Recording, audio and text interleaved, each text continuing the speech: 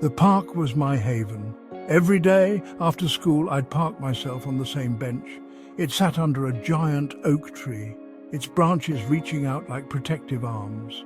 I'd pull out my sketchbook, my pencils, and lose myself in the world of art. I'm Lily, by the way, just a normal girl with a passion for drawing. The park was my muse.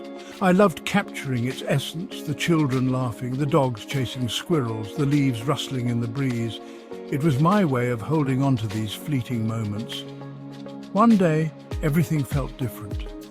The sun still shone, the birds still sang, but a strange unease settled over me. I felt eyes on me, a presence I couldn't shake off. Looking up from my sketchbook, I scanned the park, my gaze lingering on the faces around me. That's when I saw him, a man sitting alone on a bench across from me.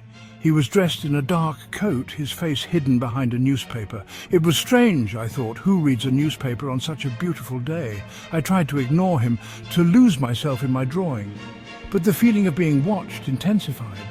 Every time I glanced up, his newspaper would lower slightly, just enough to reveal a pair of intense, watchful eyes.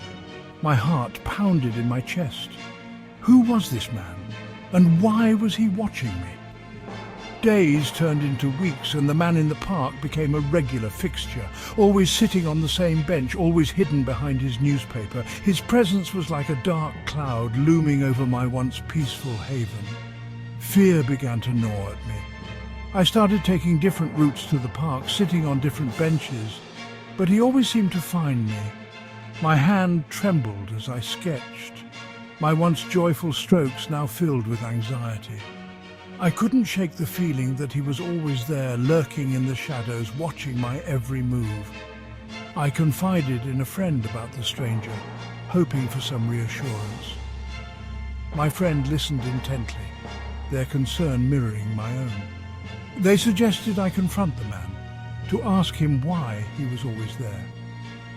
Gathering my courage, I decided to approach him the next day. As I walked towards the bench, my heart raced, and my palms grew sweaty. But when I arrived, the bench was empty. The man was gone. I looked around, searching for any sign of him, but he had vanished without a trace. A wave of relief washed over me, but it was quickly replaced by a lingering unease. The park, once my sanctuary, now felt tainted by his memory.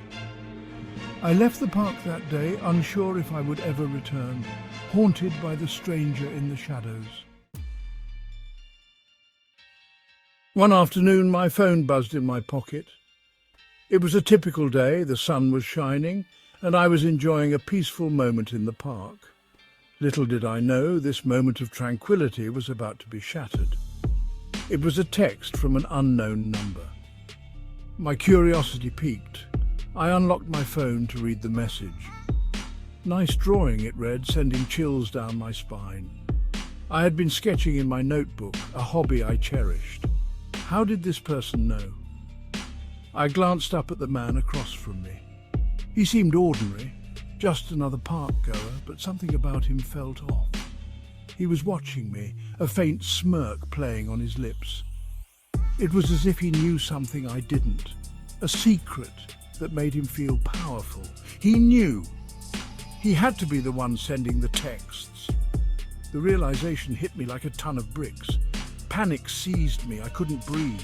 My chest tightened and my mind raced with thoughts of what to do next. I grabbed my things, my heart pounding in my ears, and fled the park. Every step felt like an eternity, and I couldn't shake the feeling of being watched. I didn't feel safe anymore. My haven, my sanctuary, had been invaded. The park, once a place of solace, now felt like a trap. I showed the text to my best friend, Emily. She was always my rock, the person I turned to in times of trouble.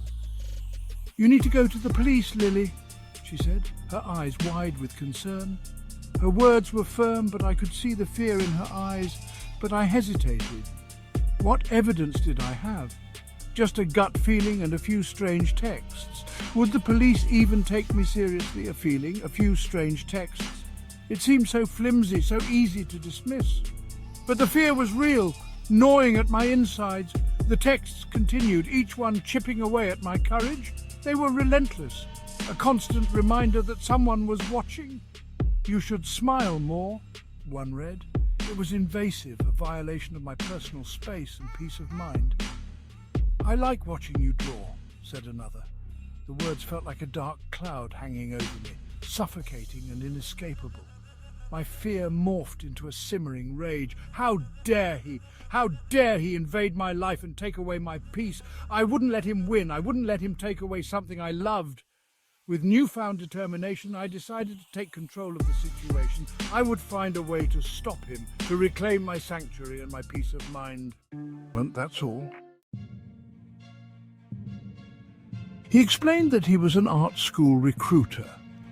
He had been scouting for new talent for quite some time and had visited numerous places in search of promising artists. He'd seen my drawings in a local coffee shop and was impressed. The coffee shop was known for displaying works of local artists, and my pieces had caught his eye immediately. He wanted to offer me a scholarship, but he was too shy to approach me directly. He had been following my work for weeks, admiring my talent from a distance. So he resorted to watching me from afar, hoping to gather the courage to speak to me. Each day he would come to the park, hoping to find the right moment to introduce himself. Just then my phone buzzed again. The familiar vibration sent a shiver down my spine, as I had been receiving mysterious messages all day. It was another text from the unknown number. My heart raced as I opened the message, unsure of what to expect this time. This time it read, "I think your stalker just confessed to being a talent scout." The words seemed to mock me, adding to my confusion and anxiety. Should I go congratulate him or expose him? My blood ran cold. I turned around slowly.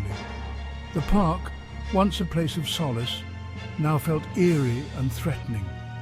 Standing a few feet away, wearing a black hoodie and a menacing grin, was Mark, the quiet kid from my art class. His presence was unsettling, and I couldn't understand why he was there. In his hand he held up his phone, the screen displaying the string of messages he had sent me. The realization hit me like a ton of bricks. Mark, the boy who barely made eye contact, had orchestrated this elaborate prank. His mischievous grin revealed the satisfaction he felt from his successful ruse. Relief washed over me, so powerful it almost made me weak. The tension that had built up throughout the day finally began to dissipate. I wanted to scream, to laugh, to cry. The whirlwind of emotions left me feeling dizzy, but ultimately I was grateful that it was all just a prank. As I sat down on a nearby bench to collect my thoughts, I couldn't help but reflect on the day's events. It was a reminder of how unpredictable life can be and how important it is to stay grounded. Looking up at the sky, I felt a sense of calm wash over me. Despite the chaos, I knew that I'd learned something valuable about trust and friendship. With a renewed sense of determination, I decided to focus on my art and the opportunities that lay ahead. The future was uncertain, but I was ready to face it head on. Mark, cheeks flushed with embarrassment, explained that he wanted to create a story, to inspire a thrilling comic book plot. He never meant for it to go this far. He apologized profusely, his eyes pleading for understanding. The man, whose name I learned was Mr. Thompson, shook his head in disbelief. He then surprised us both by laughing. "Well," he said, "you certainly got my attention, Mark. And you, Lily," he turned to me, "you have a lot of courage. That's a quality I admire in an artist." We spent the rest of the afternoon talking.